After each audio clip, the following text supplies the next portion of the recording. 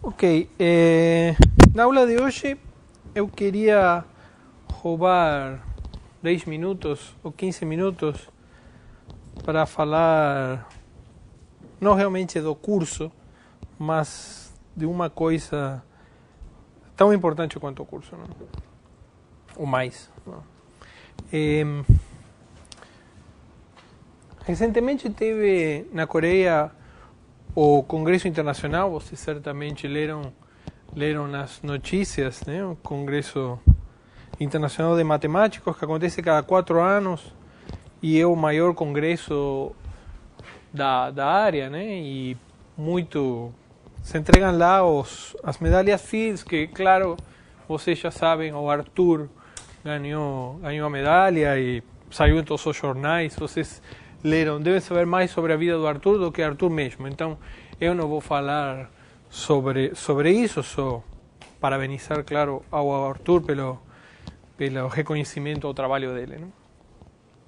Mas não quero falar das medalhas Fields, sino que no Congresso Internacional tem outras distinções também, né? Como o Prêmio Nevalina, por exemplo, que é para matemática aplicada, né? E tem um prêmio relativamente novo, que foi introduzido em 2010, que se chama Prêmio Lilavati, né?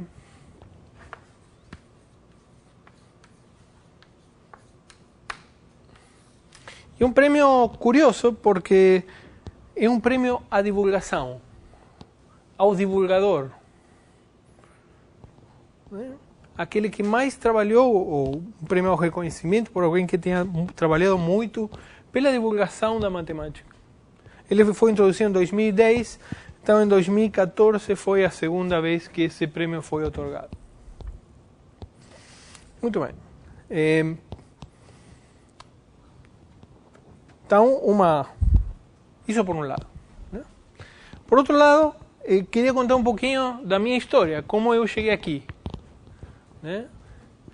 Eu fiz o ensino médio durante a ditadura militar na Argentina, que foi bem mais dura que a ditadura do Brasil. Bom, não sei se pode se comparar, mas foi uma ditadura muito, muito dura, e em particular nas escolas. Na minha escola, 2 anos acima de mim, sumiram 10 meninos. Foram assassinados 10 meninos, né? Então, poderia ter sido comigo tranquilamente. Provavelmente por algum motivo fútil, nunca se soube porquê. Então foi uma época muito dura, eu tive professores péssimos, muito politizada a escola.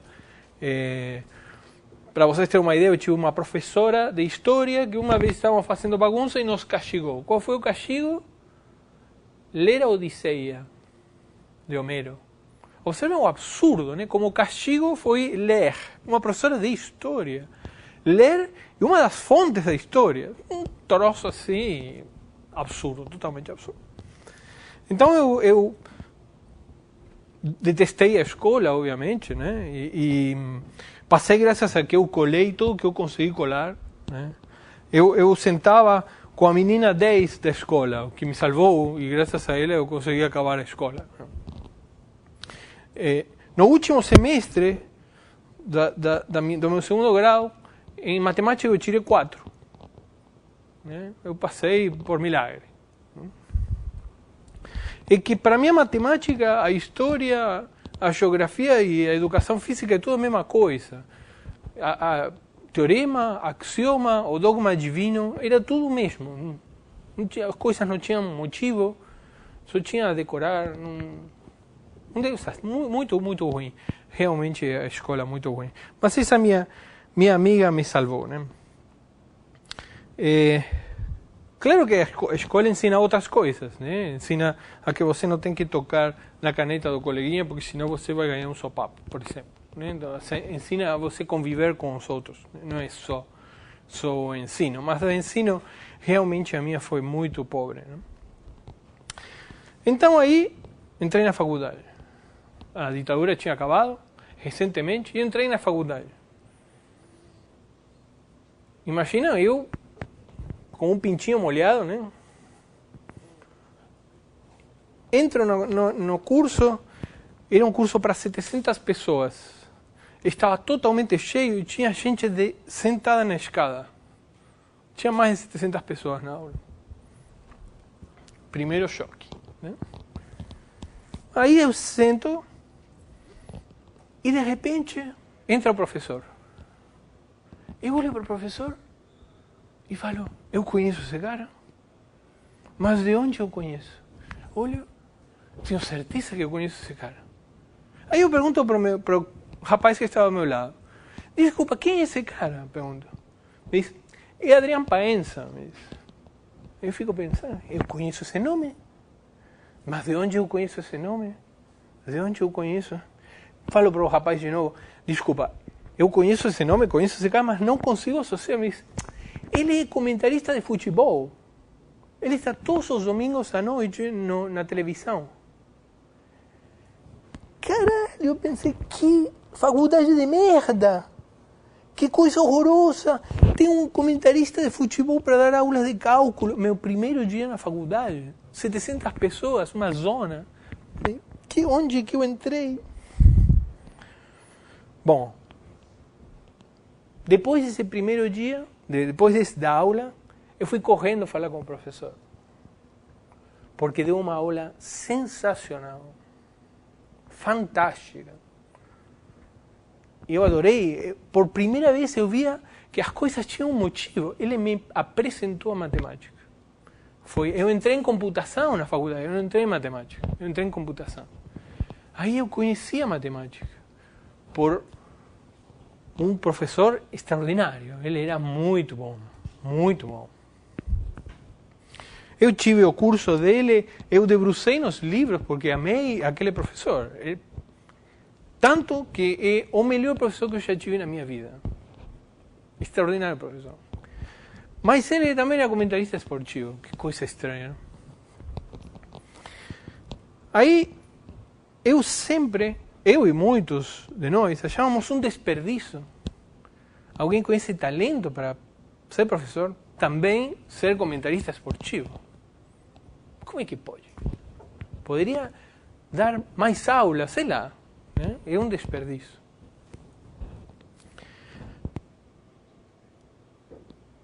Claro, a faculdade, eu amei a faculdade, estudei muito. Um detalhe é que aquela minha colega que tinha me salvado na escola, ela também entrou na faculdade. E em matemática. Eu em computação e ela em matemática, mas tínhamos o primeiro ano em comum. Ela, que era aluna 10, nunca conseguiu passar um exame. Nunca conseguiu aprovar um exame. E eu me achei na faculdade. Eu adorei a faculdade. Nunca colei, amei a faculdade. Em boa parte, graças àquele meu primeiro professor. Aquele comentarista de futebol, Adrián Paenza. Muito bem. Aí, ao longo... Ele se dedicou a muitas coisas. Entre elas, ele começou a fazer divulgação. Né? Isso é mais recente, eu já estava morando aqui. Ele passou a escrever livros, a ter um programa na televisão de divulgação da matemática. Bom, os livros dele viraram famosos, viraram best-seller, literalmente. Foram vendidos mais de 1 milhão de cópias, foram traduzidos, se vendem em Tchecoslováquia, em Brasil, em vários países. Realmente foi um aporte muito importante que ele está fazendo, né, com a divulgação. Né? Está ensinando às pessoas o que é a ciência. Né? Fantástico. Né? Bom, e tanto impacto que ele teve que ele foi quem ganhou o prêmio Lelavati esse ano. Então, em 2014, foi aquele meu primeiro professor, Adrián Paenza,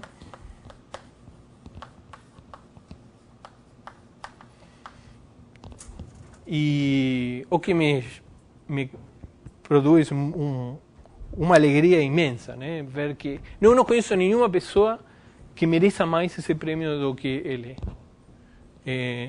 Eu não sei, não estou capacitado para opinar sobre as medalhas Fields, né? Sobre o merecimento, mas esse eu estou.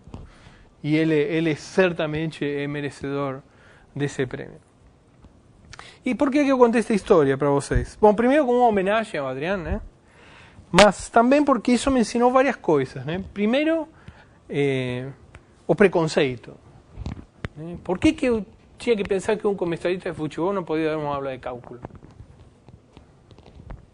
Né? O segundo é aquilo que eu falei de desperdício, né? Como julgar os caminhos de uma pessoa, né? Os caminhos de uma pessoa levam para lugares inesperados, né? E ele escolheu o caminho dele e deu certíssimo, né? O aporte que ele está fazendo é incalculável e gigantesco, né? Então, eu engoli aquela palavra desperdício e aprendi que isso nunca se deve pensar sobre as escolhas pessoais de alguém, né? Também a falha do sistema educacional, né? Como pode ser que a aluna 10 numa escola forte não conseguisse passar um exame e um aluno medíocre se encontrasse e amasse o que... Tem alguma coisa muito errada, né? Tem alguma coisa muito errada. Em todos os níveis, mas sobretudo no ensino fundamental, no ensino médio, né? Eu acho que também não estou capacitado para opinar realmente ou para dar soluções, mas certamente tem muita coisa muito errada, né?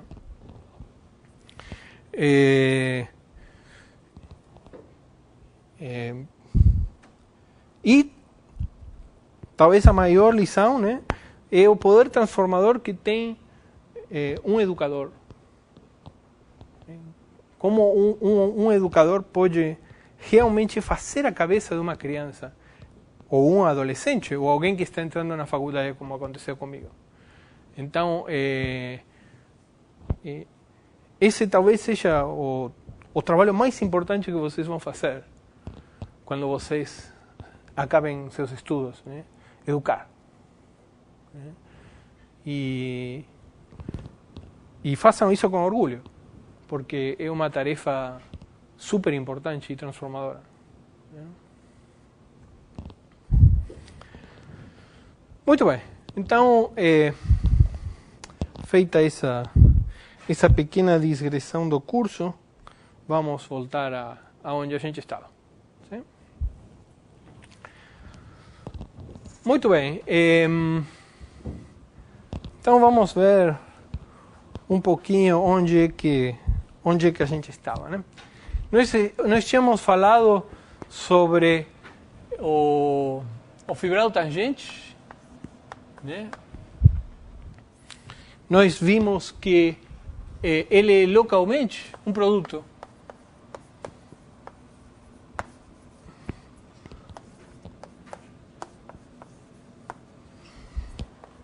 Né? Ou seja, aqui U é um aberto de M, onde temos um sistema de coordenadas. Então, nós colocamos, dado um sistema de coordenadas em U, nós vimos que tem um sistema de coordenadas natural, né, no fibrado tangente em U. Né? TU, de fato, vimos difiomorfo. De fato, assim foi que definimos a estrutura diferenciada do fibrado tangente, né? O produto de U com eje N. N é a dimensão de M. Então, vimos também que agora temos definidos os campos de vetores sobre M, que são as voltas, né, da projeção do fibrado a M. Né? Ou seja, isto são simplesmente as aplicações de M entre M diferenciáveis, tais que x de P está em TPM. En otras palabras, lo que estamos diciendo es simplemente que pi composto con x é a identidade de M. Né? Ou seja, x são voltas dessa função. Também vimos que simplesmente trocando a ordem das variáveis, nós podemos olhar os campos de vetores de uma outra forma, como derivações, né? Ou seja, nós pensamos agora os campos de vetores como endomorfismos das funções sobre as funções diferenciáveis, ou seja, pega uma função diferenciável, me dá uma função diferenciável de maneira linear, né? E que age como derivações, né? Ou seja, para o produto de funções, ele age assim.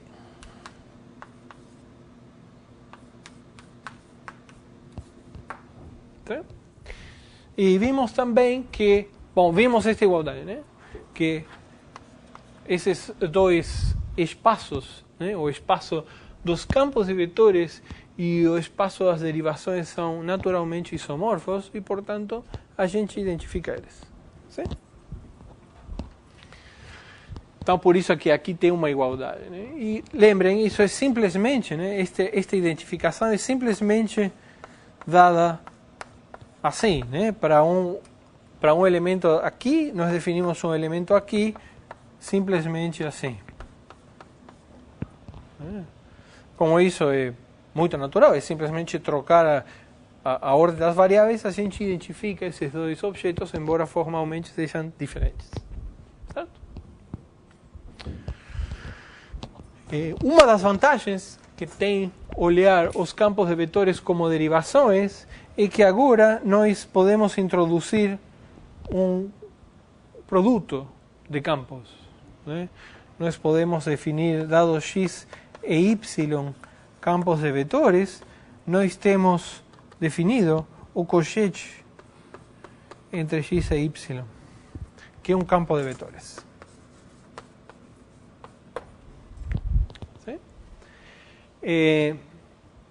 O cochete tem três propriedades fundamentais, né?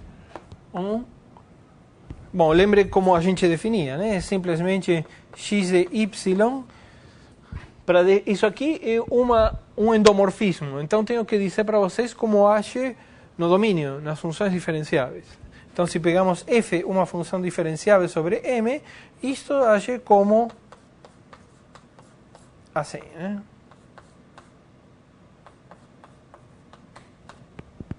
Sim? Ou seja, para cada função diferenciável, isto é uma função diferenciável e, portanto, posso calcular x nela de novo. É uma composição. Os bichos aqui podem ser compostos, né? São endomorfismos. Claro, a composição de dois endomorfismos, como aqui, vai ser um endomorfismo, mas não necessariamente vai ser uma derivação. Nós vimos que isto não é um campo de vetores. Parecem derivadas segundas de f. Né? Mas isto é. Porque as funções, todas nossas funções são sem infinito. Então, este é o cochete, né? E tem três propriedades básicas. Bom, por definição, é óbvio que é antissimétrico, né?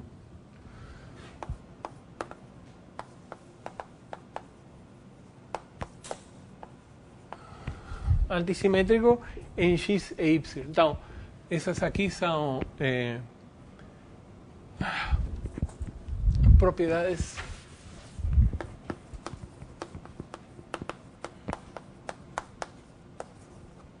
do cochete. Então, primeiro, antissimetria.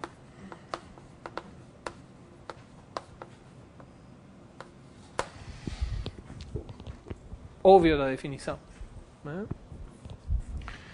2, bilinear.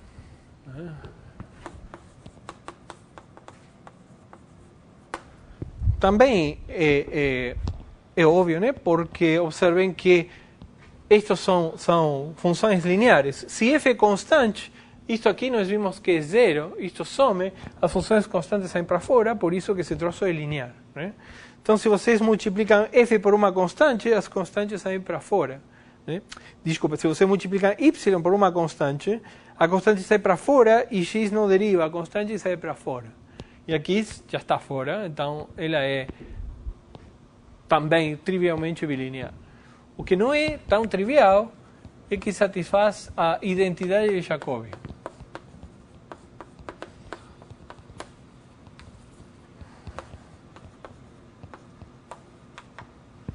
Isso quer dizer, bom, se eu tenho agora x, tenho três campos, x, y e z, campos de vetores, nós podemos fazer então x, y, e agora eu posso fazer o produto interno disto por z. Isto é um campo, então eu posso pegar z e fazer o cochete disso. Né? Bom, isso aqui é o que chama cíclico nas três variáveis. Ou seja, a identidade de Jacobi diz isto.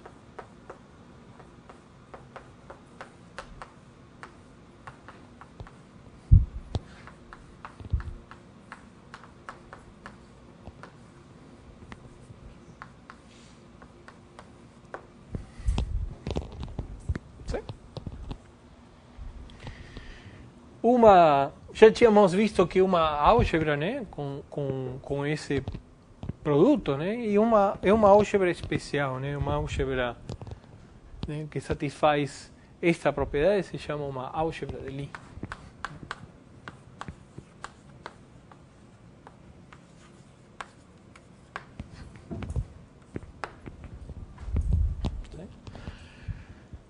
Para verificar isto, exercício.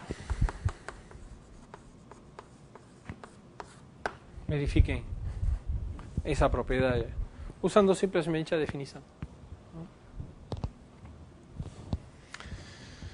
Muito bem. Então temos nossa álgebra de campos de vetores que satisfaz essas propriedades. Né?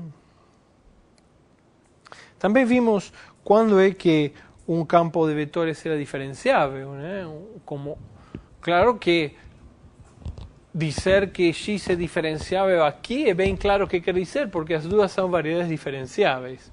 Mas já dizer que seja diferenciável aqui é mais complicado, né? Isso não é uma variedade diferenciável no sentido que a gente definiu. Né?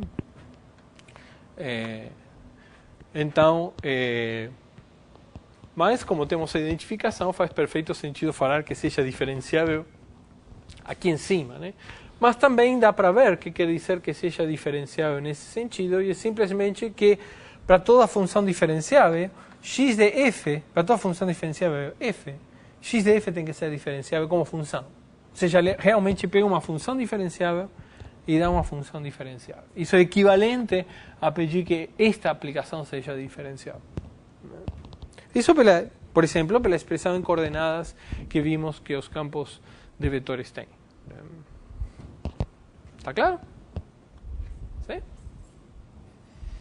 Então isso é um pouco o que vimos na aula passada. Ok. O cochete tem uma propriedade muito importante que relaciona o que diz respeito a pares de campos relacionados. Vamos ver agora isso. Né? Então, definição. Então, suponho que vocês têm f uma função de m em n, como sempre, diferenciável, duas variedades diferenciáveis, m e n. Né? E suponho que vocês têm x, um campo em m, e y, um campo em n. Então, x e y se dizem f relacionados.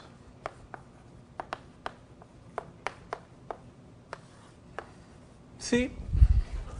Bom, se acontece a única coisa que pode acontecer, né?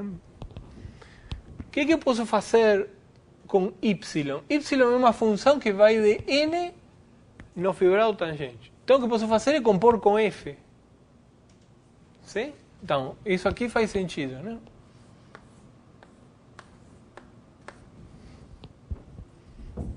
Sim? Por outro lado, outra coisa que posso fazer é x, em cada ponto, x de p está no espaço tangente a m. A diferencial me leva esse ponto num ponto no espaço tangente a n. Então, eu posso fazer isso.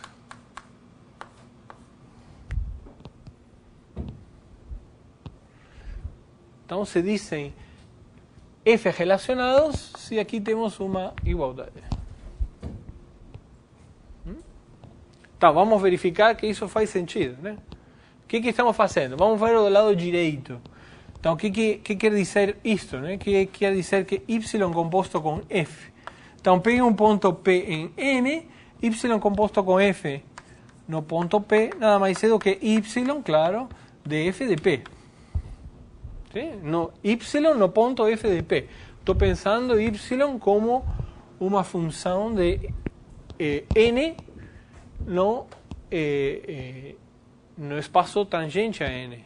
Ou seja, isso que está aqui mora em TFP de n. Certo? Então, vamos ver isto que é. O que é isto?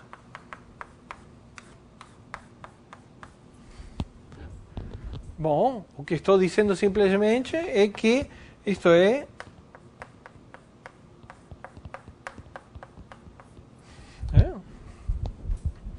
mas isso que está aqui, X é um campo em M, portanto, isto está em TPM.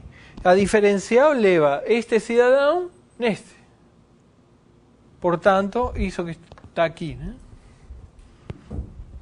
¿Sí? Então, essa igualdade faz perfeito sentido.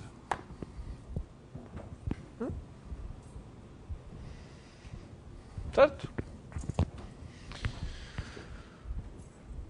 Esses campos vão... um par de campos F relacionados, esse tipo de relação entre campos joga um papel bem importante no estudo das variedades diferenciais. Vão aparecer frequentemente. Muito bem. Então, por que eu falei que o cochete tinha a ver com isso, né? Pelo seguinte, né? Suponha que o que acontece com o cochete com essa relação? Qual é a relação que essas duas coisas têm? Então, façam o seguinte, peguem x1, x2, campos em M, y1 e y2, campos em N. Então, o que eu posso fazer? O cochete das duas coisas, né? Posso fazer x1, x2 e posso fazer... deixa eu colocar aqui embaixo. Posso fazer x1, x2 e posso fazer y1, y2. Agora, suponha que x1 está relacionado com y1 e x2 está relacionado com y2. Bom, então os cochetes estão relacionados. Veja, se xi está f relacionado com yi, aqui nós dizemos que notação x f relacionado com y. É só notação, né? Não estamos fazendo mais do que dando notação. Então, se xi está f relacionado com yi, então o cochete também estão f relacionados. Então, proposição.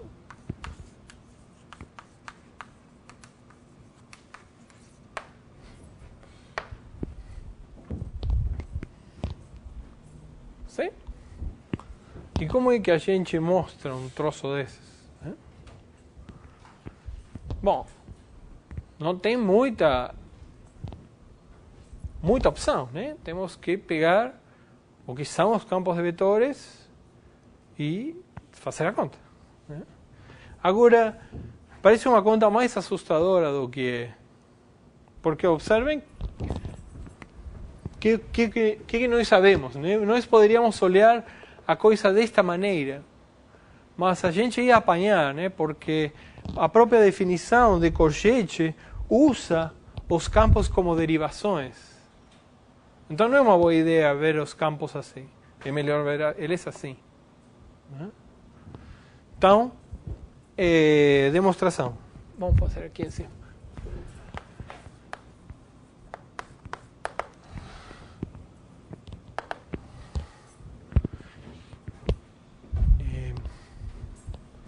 Muito bem, então vamos pegar os campos e vamos olhar eles como derivações. Né? Peguemos então, e bom, para provar esta desigualdade, esta igualdade, uma igualdade entre campos, temos que ver, esses campos são funções. Então, para provar que essas duas coisas são iguais, eu tenho que ver que agem da mesma forma nas funções diferenciáveis. ¿Sí?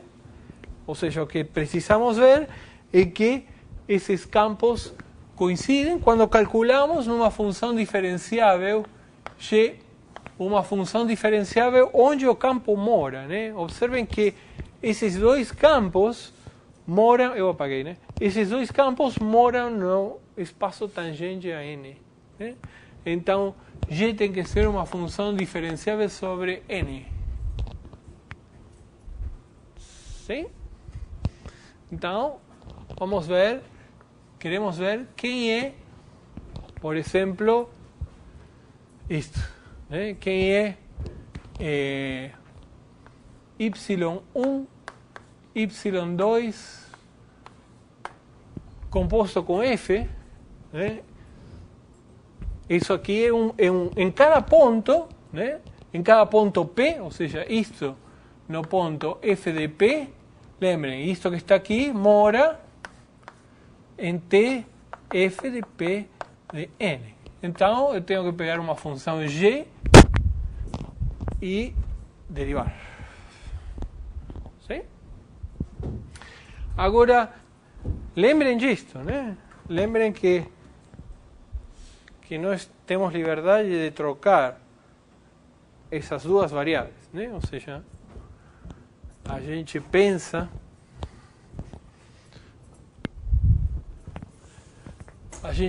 isto como y1, y2 agindo em g no ponto f de P. ¿Sí? Agora, quem é y1 o cojete? y1, y2 de g. Bom, temos que usar isto, né? Então, o que é isto? Isto é y1 de y2 de g menos y2 de y1 de g. Nós temos que calcular isso no ponto f de P. Certo? Mas, pensem, vamos olhar só um pedaço, né? Vamos olhar só isto. y1 de y2 de g. Isto é uma função. ¿Sí? Então, estou calculando isto, este campo, nesta função, neste ponto. Certo? ¿Sí? Estou pegando esta função, calculando este campo naquele ponto. Isso é a mesma coisa, troco o ponto com a função. Né? Isto é y1 em f de P, calculado na função y2 de g. ¿Sí? Só estamos usando esta propriedade. Ok? Agora, observem isto, que isso aqui é y1 composto com f no ponto P. Certo? Mas y1 está f relacionado com x1.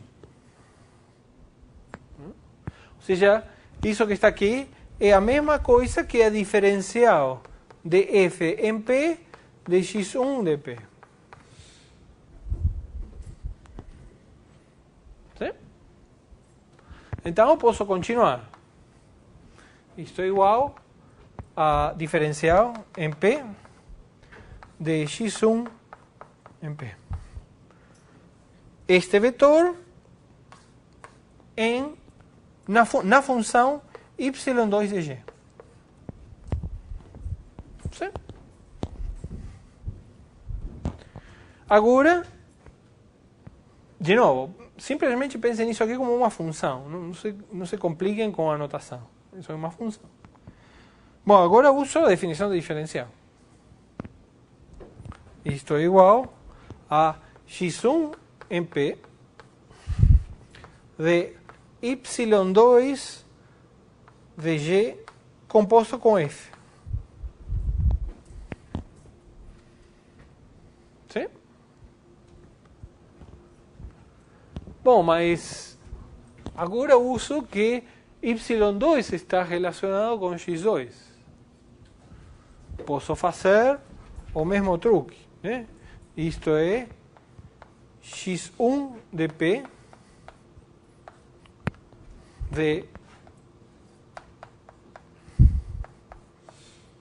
deste campo calculado em G.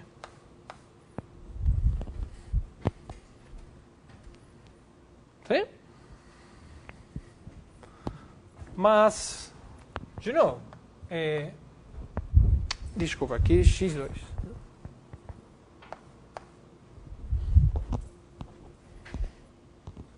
Sim? Definição de estar relacionado, né? Agora uso a definição de novo, a definição de diferencial. Isso aqui é x2 em G composto com F, né? Então, isso aqui é x1 de P de x2 de G composto com F.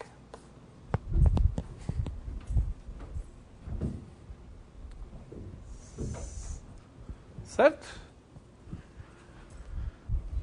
Bom, que conta fizemos? Nós mostramos que isto é igual a isso. Sim? Então, agora é só subtrair a mesma expressão trocando 1 com 2. Né? Ou seja, cochete de y1, y2 em f de p.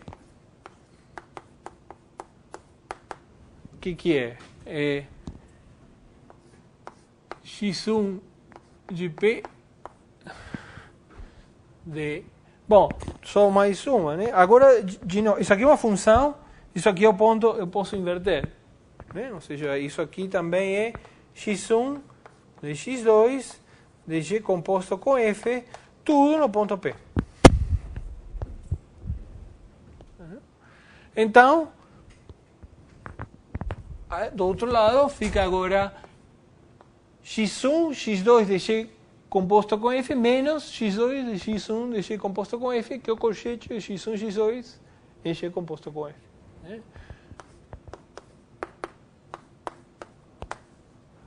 Isto na função G composto com F no ponto P. Né? Bom, mas isso aqui é um campo. Isso aqui é G composto com F, e portanto isto é a diferencial de f neste campo calculada nessa função, por definição de diferencial, de novo. Né? Ou seja, isto é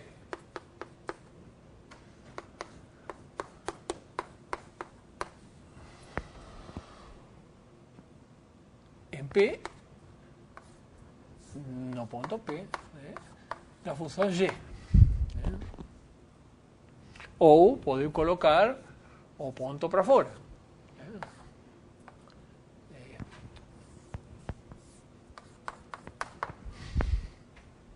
Certo? Bom, e isso é exatamente... Espera aí que tem uma... Isto é... em f de p, no ponto f de p, na função g. Né? Eu engoli a função g aqui. Né? Bom, em outras palavras, o que estamos dizendo é que y1, y2 composto com f é a mesma coisa que a diferencial no campo de x1, x2, ou seja, isso é exatamente o que queríamos mostrar. Né? Queríamos mostrar que os corchetes também estão F relacionados. Certo?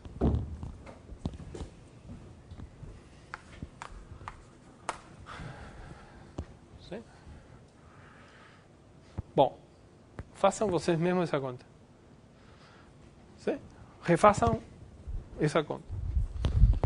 Vejam que por que cada passo e que tudo faz sentido o que estão fazendo. Eu troquei as coisas de lugar umas 10 vezes aqui, né? Bom, se convençam de que a única coisa que fizemos foi usar esta propriedade. Isso pode ser meio confuso no começo, que formalmente são coisas diferentes, né? Então, isso é uma propriedade que tem a geometria, o estudo topológico das variedades também. A gente identifica um monte de coisas. Porque se vocês não identificam, vira uma sopa de letras incompreensível. Mas às vezes a gente se perde, tem tanta identificação que a gente se perde. Quando a gente se perde, coloquem as identificações. Por exemplo, aqui, chamem diferente. Em vez de uma igualdade, peguem o isomorfismo, que leva x em x chapéu. E coloquem os chapéus e tirem os chapéus quando vocês troquem as coisas de lugar. E vocês vão ver que no final dá tudo certinho. E vocês vão ver que tem chapéu por todos lados e uma sopa de letras. Por isso que a gente identifica. É justamente por isso que é tão importante fazer exercícios, para você realmente internalizar esse tipo de cálculo, né, de conta.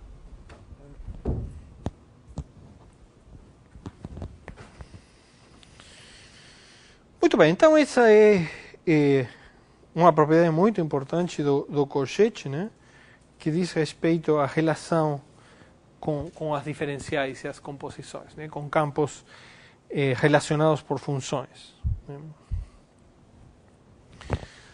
Muito bem. Assim como fizemos com o teorema da função inversa, tem outro teorema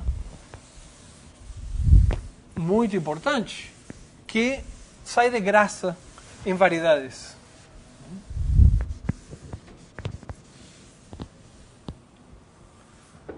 Que é o teorema fundamental das equações diferenciais ordinárias. O que diz o teorema fundamental? Diz que se vocês têm uma equação diferencial dada por um campo de vetores em Rn, um campo de vetores suave, e por cada ponto existe uma única curva integral do campo, e a curva integral depende diferenciavelmente da condição inicial. Sim? Esse é o teorema fundamental das equações diferenciais ordinárias. Nós aqui temos... O teorema fundamental é um teorema local. Essas curvas integrais, vocês só podem garantir que estão definidas num intervalinho pequenininho. Mas as curvas integrais são únicas. Então, em princípio, enquanto não tenha nada estranho, como chegar no bordo do conjunto, ou chegar numa singularidade do campo, ou o campo explodir, ou alguma coisa assim, vocês podem continuar essas soluções, sim? Graças à unicidade. Mas é um teorema de natureza puramente local, então tem que funcionar para variedades. E, claro, funciona. Então, teorema fundamental, equações diferenciais ordinárias. Então, o que diz? Diz, bom, temos M, uma variedade diferenciável, e X, um campo em M. E, como falei, é uma propriedade local, né? Vocês precisam me dar um ponto em M. Então, nesse caso, as curvas integrais são únicas e dependem diferenciavelmente da condição inicial. Então, tudo isso podemos escrever numa única função, né? Então, existe um aberto de M contendo P e um epsilon maior que zero e uma função que me dá as curvas integrais, ou seja, vamos chamar φ de menos epsilon vezes V em M. São fixado um ponto em V, essas são as curvas integrais do campo, e em tempo zero passam pelo ponto que eu fixei. Lembrem que nós, no começo do curso, tínhamos falado que quando trabalhávamos num produto, nós íamos definir funções fixando um ponto, né? Ou seja, aqui nós temos, por exemplo, então está o que φt, φ que nada mais é do que φ em Q, ou seja, vai de menos epsilon a M, é uma curva integral, ou seja, e passa por Q, ou seja, φ Q em zero é Q, e φ Q' em zero, φ Q' é X composto com φ Q. Isto é ser uma curva integral. Isto é dizer que a condição inicial da curva é Q. Certo? Mas o importante aqui é que esta função é uma função diferenciável do produto. Certo? Essa é a dependência diferenciável em relação à condição inicial. Certo? Vamos fazer um desenho. Então temos aqui M, então temos nosso campo de vetores, X. Então o que estamos dizendo é que estamos pegando um ponto P aqui, então estamos dizendo que existe uma vizinhança V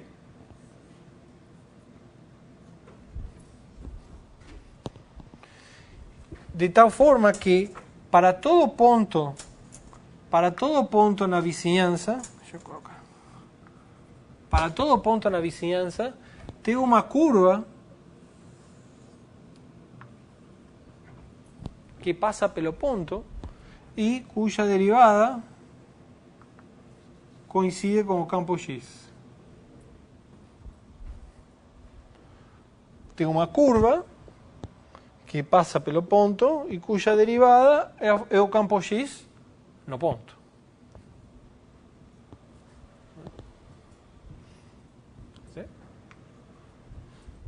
Então esse é o desenho.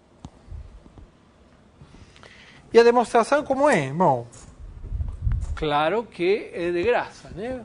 Como fizemos com o teorema da função inversa, pela natureza local do teorema, tem que valer em variedades. Né?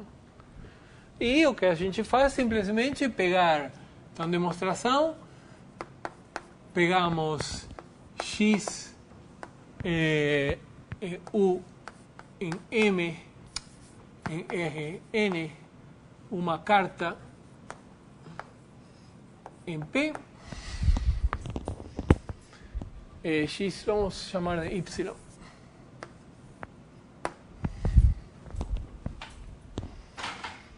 Uma carta em P. E pegamos a diferencial, né, do campo em relação à carta Y. Ou seja, nós temos aqui o nosso X, nosso campo X, mas agora temos ao redor de P, né, temos uma carta, deixa eu fazer outro desenho. Né? Temos aqui M, aqui nosso P, então pegamos uma carta U, Y, U,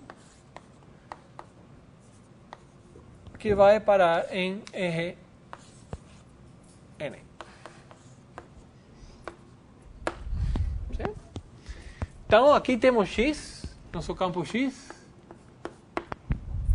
E podemos, então, pegar a derivada de X em relação à carta Y. Ou seja, ver como é a imagem de X pela carta Y em Rn. Né? Isso é, pegamos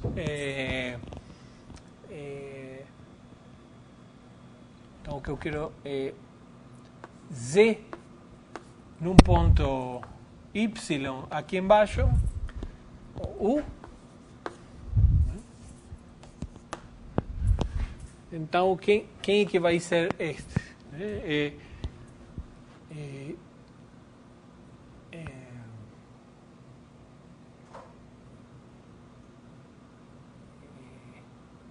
Quero passar para um campo em Rn.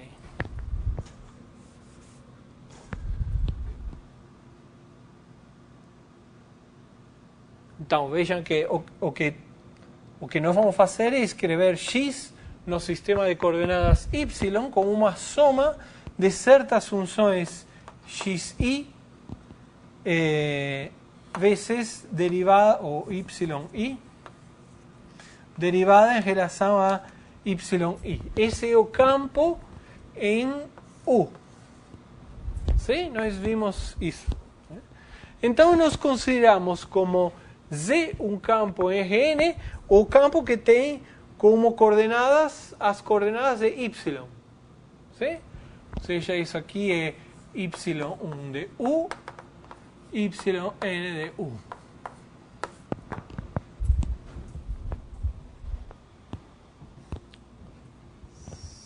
Certo? Em outras palavras, o que estamos dizendo é que X é a derivada de Y do campo Z.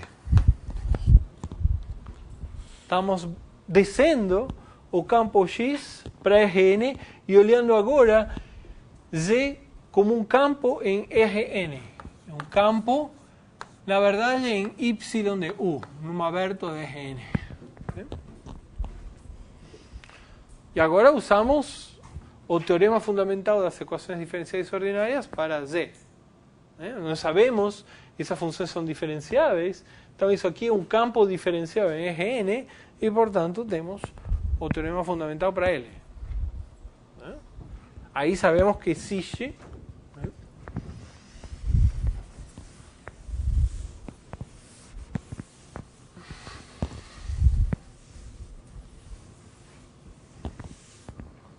então pelo teorema fundamental das equações diferenciais ordinárias em Rn, existe, vamos supor,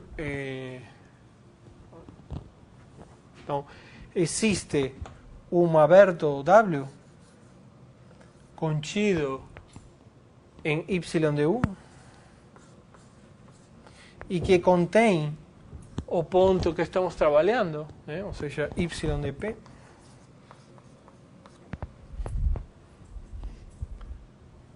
Existe um epsilon maior que zero e existe uma função xi de menos epsilon vezes w para Rn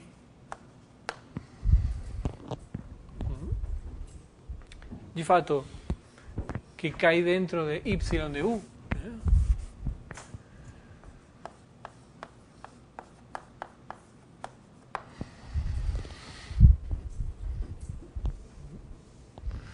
Que são que são as curvas integrais do campo Z, né? Ou seja, tal que Z composto com xi em um ponto U, xi linha de U e xi U de 0 é U. Isso para todo U em W. Certo? Isso que diz o teorema fundamental. E agora o que a gente faz simplesmente é levar pela carta o fluxo de Z para cima. Isso tem que funcionar. Não é que pode, tem que funcionar. Né? Então, a gente define φ como sendo o único que pode ser. Né?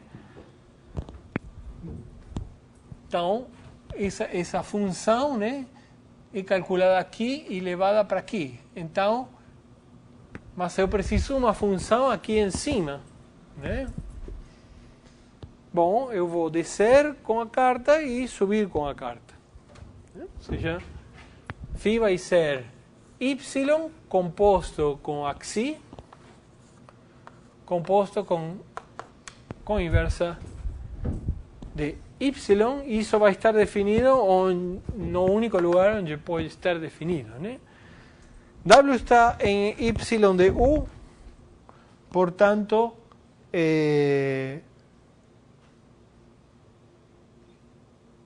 se eu aqui pegar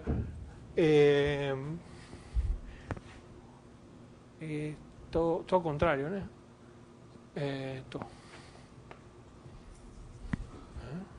Então, isso está definido de menos epsilon vezes U para M, de fato para U de novo, né? Aqui é y de U. Então, para M,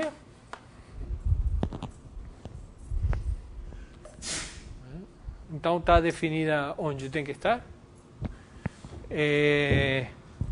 e satisfaz o que tem que satisfazer, né? Observem, φ, quem é φ num ponto Q? Em tempo 0. Bom, por definição, isto é y menos 1 composto com xi de y de Q em tempo 0. Mas isto é y de Q, porque xi satisfaz isto. Então isto é y de Q, portanto isto é Q. Então essas curvas todas passam por Q, como tem que ser. E por definição da diferencial é o fluxo, né? Porque quem é φ Q linha? Bom, como é que a gente tem que ver isto, né? A gente está fixando Q, né? E derivando esta função em função do parâmetro T, do parâmetro no domínio de definição. Cadê? Aqui, né? No parâmetro T. Aqui então temos T e aqui temos Q.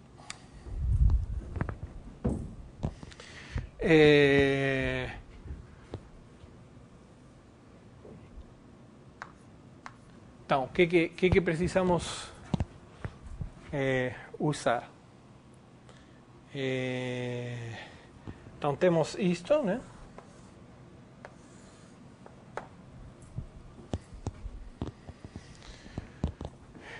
Então, o que é isto, né? Isto é a diferencial de xi y de Q linha no ponto T. Vou colocar aqui o ponto T. Tá? No ponto aqui tem que ir ao ponto correspondente, que é xi de y de Q T.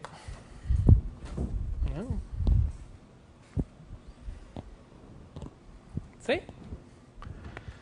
Mas aqui são curvas integrais do z, né? Ou seja, isso que está aqui é y menos 1, a diferencial de y menos 1 em xi de y que de t de z em xi de y de que t.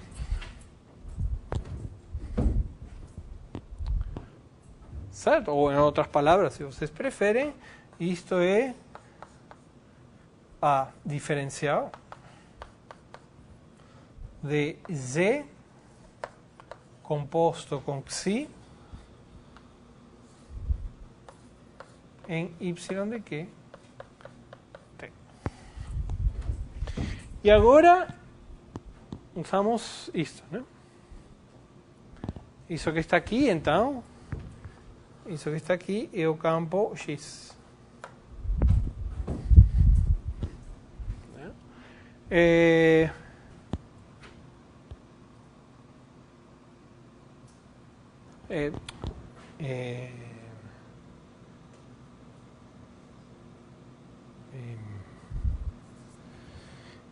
Isso aqui não faz sentido, né? Porque, observem, Z é um campo em Rn, né? Então, isso pega um ponto em Rn e me dá um vetor tangente na variedade, porque é isso que faz a diferencial de y, né? Mas isto é um campo em cima, né? Ou seja, aqui está faltando um y menos 1. Né? Senão não faz sentido. Agora sim, esses dois objetos são do mesmo tipo. Né?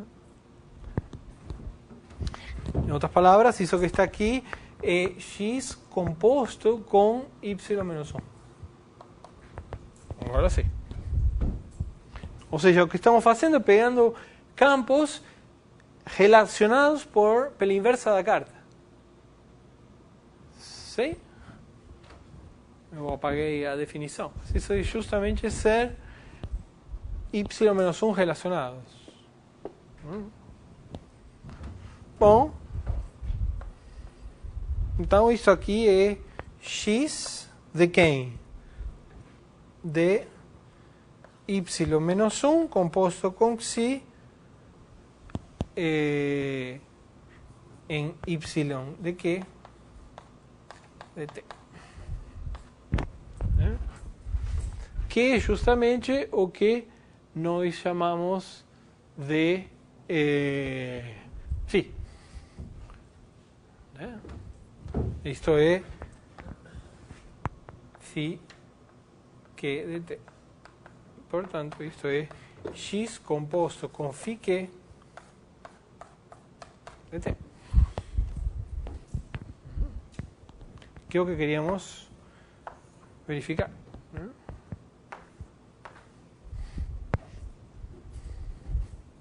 ¿Sí? ¿Está claro?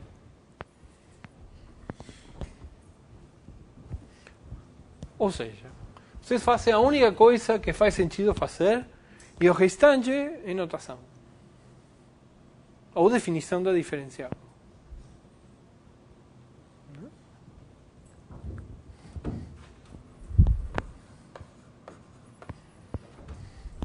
Mas tem que tomar cuidado. É fácil desenganar, como eu acabo de me enganar. Né?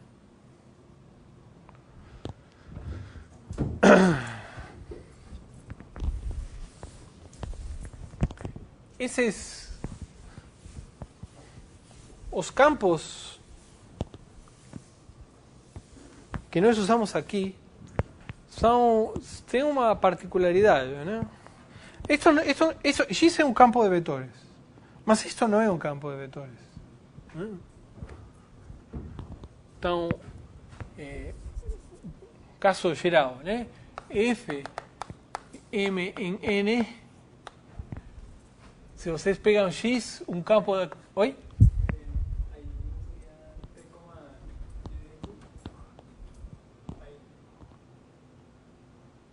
Onde? Aqui? Aqui? Não, anterior. Aí. Aqui?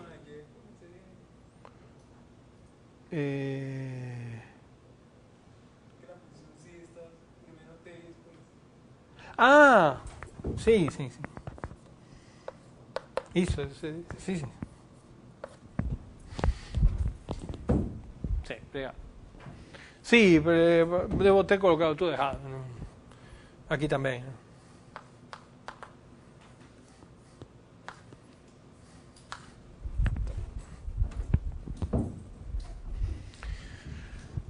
Muito bem, então, se vocês pegam um campo em M, observen que X composto com F não é um campo em lugar algum no sentido que nós definimos, né? Porque isto, num ponto P, mora, isso que está aqui é a mesma coisa, por definição, que isso. Né? Mas isto mora entre F de P Y. E N aqui. Então, isto é um campo em N, mas então isto mora aqui. Mas é isso que está aqui. Então, pega um ponto daqui e me dá um vetor aqui. Isso não é um campo. Né? Mas é quase um campo. Então, a gente quer dar um nome para estas coisas também. Se chamam campos ao longo de funções. Campos ao longo de F.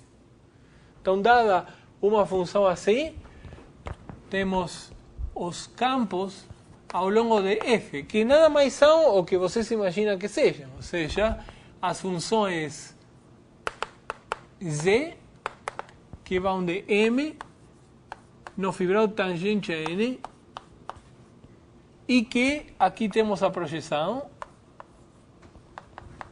e portanto temos esta, e esta é a F. Observem que se eu pego a projeção disto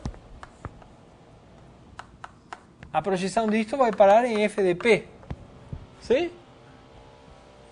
Então a projeção de este campo é a F. Né? A projeção do fibrado tangente de N composto com Z é a F.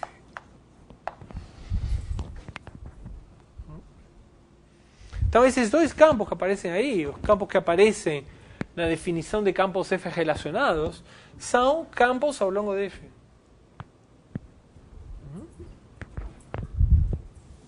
Se Y é um campo de N, então Y composto com F é um campo ao longo de F.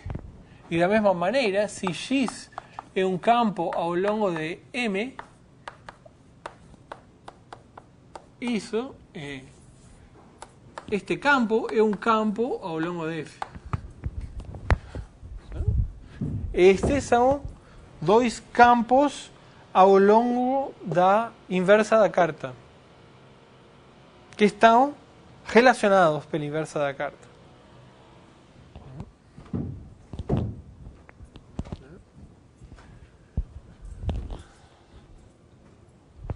Sim? Caso particular, né? Quando temos uma curva,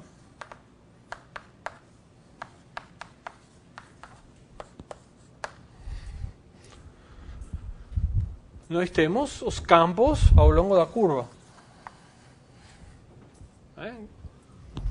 Temos aqui M, aqui temos uma curva alfa. Os campos ao longo da curva são funções, são V, do domínio de definição da carta no fibrado tangente a M, de forma tal que para cada ponto T, V de T é tangente a M no ponto alfa de T.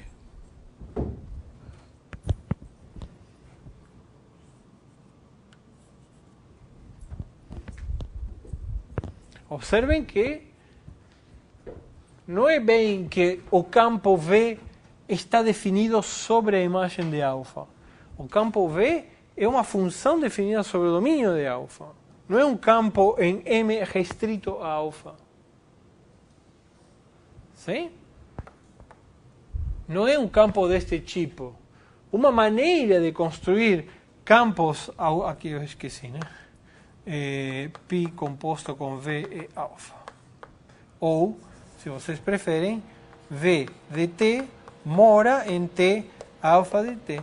M. A mesma coisa. Um caso particular disto é quando eu tenho um campo deste e restringo a alfa. Sim? Se X é um campo em M, X composto com alfa é um campo ao longo de alfa. Isso é o que escrevemos aqui. Mas nem todo campo ao longo de alfa se escreve assim. Porque, por exemplo, se a curva não é injetiva, quando vocês passam por primeira vez por esse ponto, o campo pode apontar para lá. E quando passam por aqui, o campo pode apontar para aqui. Então, neste ponto, que é o mesmo ponto de M, o campo alfa tem dois valores. O campo V tem dois valores. Não é que tem dois valores, é que não é a restrição de um campo de M a imagem de alfa. Então, estes campos não são os mesmos que estes.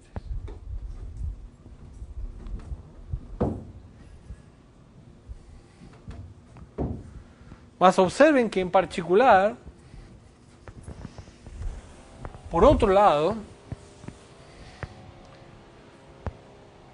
se vocês pegam um ponto aqui, pega um ponto P aqui, pega uma carta. Bom, vocês sabem, então se X é uma carta de M em P, então nós sabemos que as derivadas, os campos coordenados, são uma base em cada ponto. Nós vimos isso.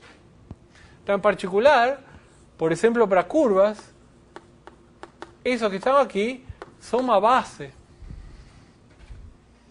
Bom, então, o campo V, um campo ao longo de alfa, então se V é um campo ao longo de alfa, V tem que se escrever, pelo menos quando o domínio de definição cai aqui dentro, V tem que se escrever como uma combinação linear destes.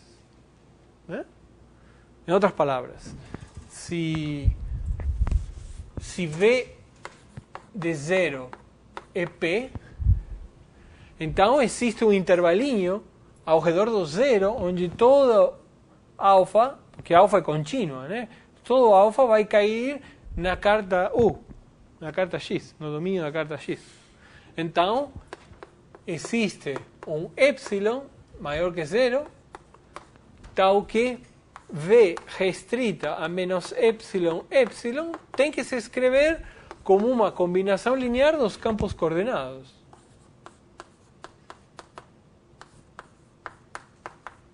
V em T. E aqui, para certas funções, VI. Mas vejam que é isso, Isto é a soma de VI de T. Aqui um T.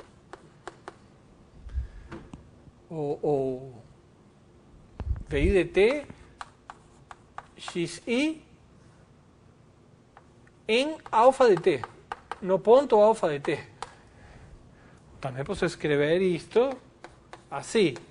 VI, XI, composto com alfa, e T.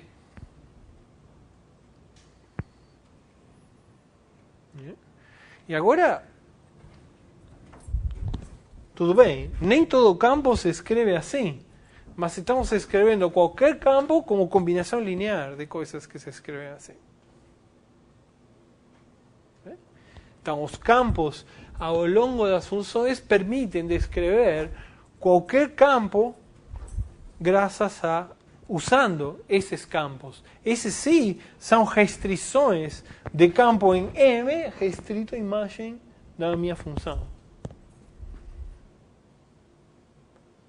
Não é que este é a restrição de um campo global, mas combinação linear de campos em M restritos à minha função. Claro que isso não tem nada a ver com alfa, né?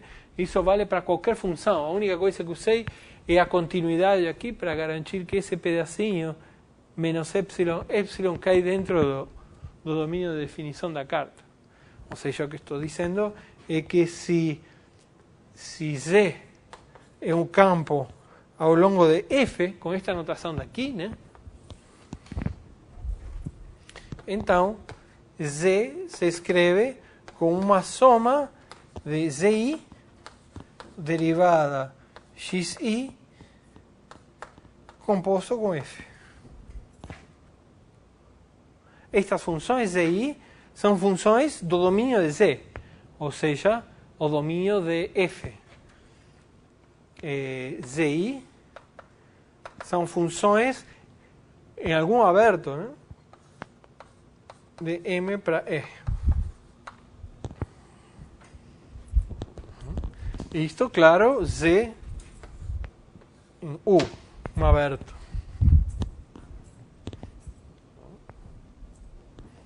Então, todo o campo se escreve como uma combinação linear de campos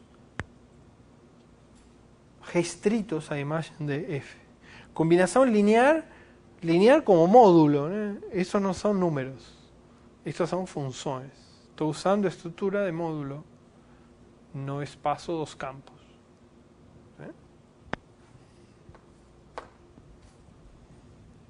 Certo? Uma pergunta? E notação, né? Não estamos fazendo nada muito profundo. Mas como vocês veem, a coisa vai crescendo, né? Vai crescendo em complexidade visual, em poluição, né?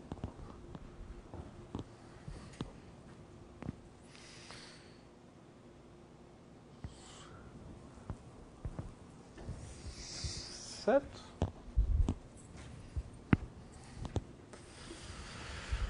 Muito bem. Então, o que nós fizemos? Como foi que nós construímos o fibrado tangente? Eu comecei falando de um produto, né?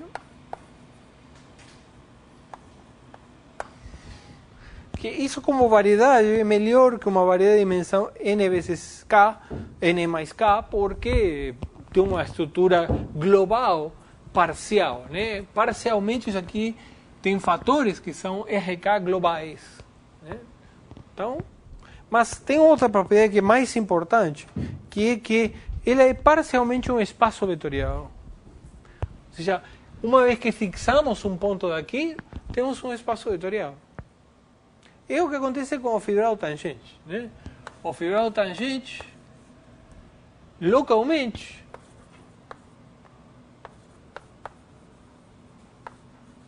é TU, lembrem que estes são abertos do fibrado tangente, são difiomorfos, porque assim definimos a estrutura diferenciável, né? No espaço tangente, no fibrado tangente, eles são difiomorfos a este produto. Aqui U, então, é um aberto de M. Nós podemos pegar uma carta de M, cujo domínio é U, e temos uma carta do fibrado tangente TU. Este fibrado é trivial, este não. O que quer dizer que é trivial? Quer dizer que é difiomorfo como fibrado vetorial a isso. Mas o que é um fibrado vetorial? Então lembrem, as cartas, eu sublinhei duas propriedades importantes que tinham as cartas do fibrado tangente. Né? Então, temos X, Rn, e nós criamos as cartas X barra de TU em, vamos pegar aqui U vezes Rn. Simplesmente leva um vetor V em TPM em P, e aqui as coordenadas do vetor V nos campos, na base dada pelos campos coordenados da carta X. Então, onde V se escreve como uma soma de VI derivada XI em P. ¿Sí? Essas foram as cartas. E calculamos a mudança de coordenadas. Ou seja, pegamos X e pegamos uma outra carta, X', definida de U' em M para Rn. Temos TU'. E como eu falei, em vez de pensar U' e U como diferentes e usar a interseção, posso pensar que já estou na interseção. Ou seja, posso pensar que U é igual a U', ou pegar aqui a interseção, chamar de W interseção, restringir as cartas à interseção que estão no Atlas, porque o Atlas é maximal, e considerar as duas cartas definidas nessa interseção, que eu vou chamar de U ainda. Então, nós vimos que X barra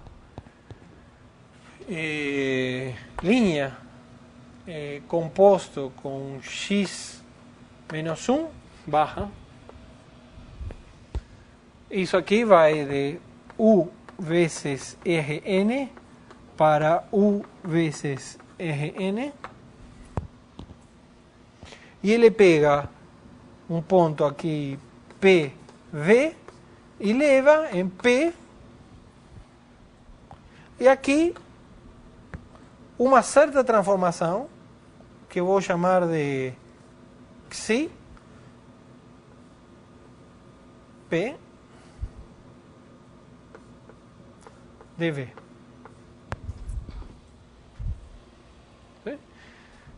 Esta transformação tem a propriedade de ser linear em V. De fato, é um isomorfismo linear. ¿Sí? Ele preserva a estrutura linear das fibras. Isso aqui já veio com uma estrutura linear. Isso aqui é a união dos espaços tangentes, a união disjunta dos espaços tangentes. Em cada ponto é um espaço vetorial. Isso que está aqui respeita a estrutura linear. É uma aplicação linear em V. A aplicação que leva V nas coordenadas é uma aplicação linear. Né? Por isso que a transformação, esta função que fica aqui, virou um isomorfismo linear uma vez que fixamos P. Sim? Bom, a gente quer que isso em si mesmo seja uma estrutura, não necessariamente com fibrado tangente, mas um fibrado abstrato. Vão aparecer um monte de fibrados abstratos vetoriais no curso.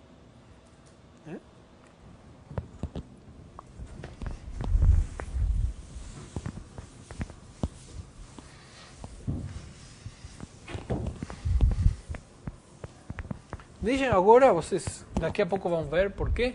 Eu vou colocar U' aqui.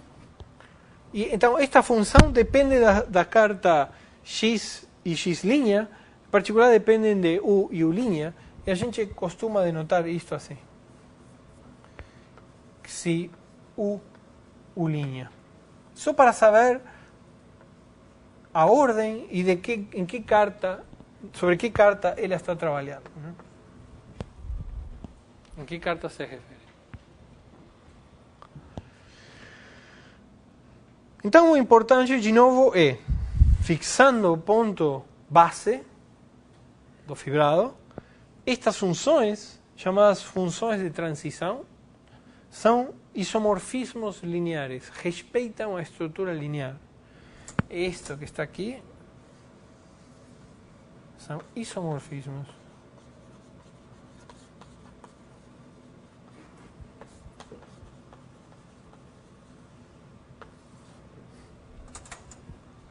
Para cada P, fixando o P. Né? Não quer dizer que são isomorfismos como função de P. Não, estou fixando P e estou afirmando isso aqui é o isomorfismo linear, que nada mais é do que pegar as coordenadas do vetor numa base. Tem que ser um isomorfismo. Sim? Muito bem. Então,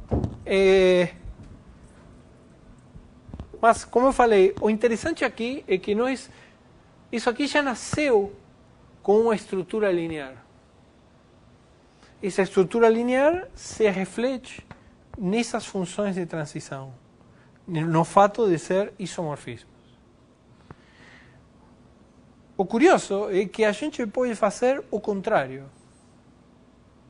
Ou seja, imaginem que vocês têm agora uma variedade qualquer, que não sabem que tem nenhuma estrutura linear, mas que ela tem cartas como estas. Tem cartas especiais cujo domínio, né, de definição aqui é... Na verdade é de interseção, né? Ou interseção ou linha.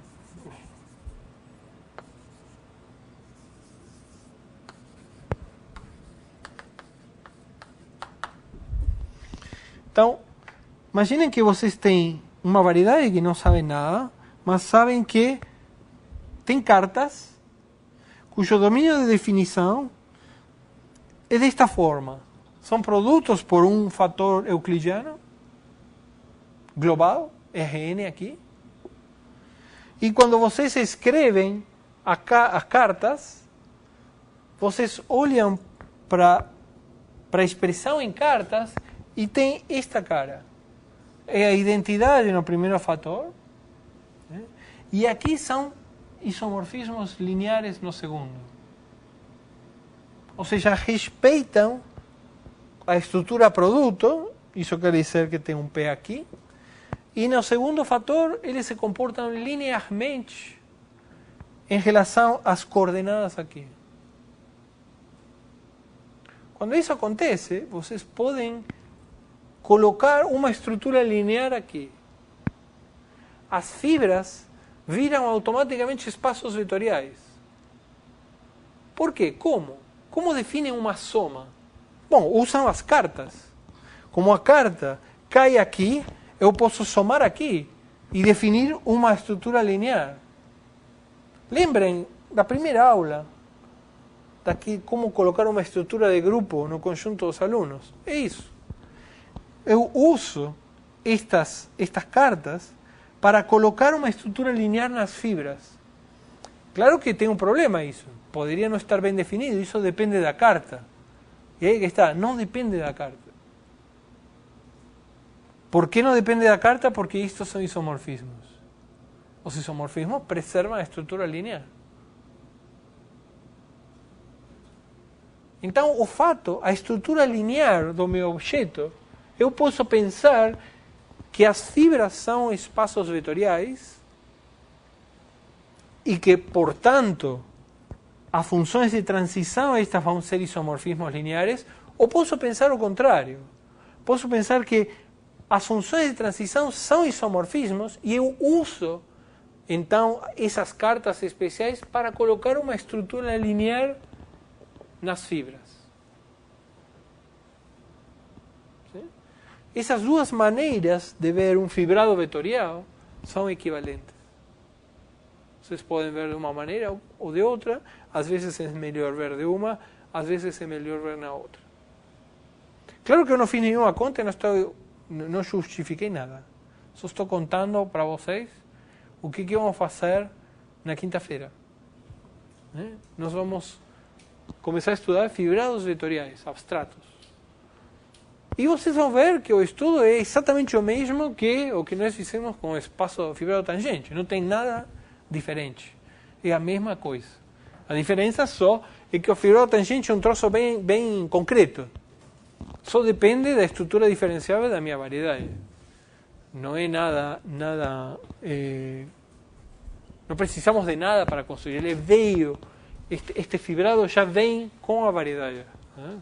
Mas muitas vezes a gente precisa construir novos fibrados. Nós vamos ver vários exemplos disso. Né?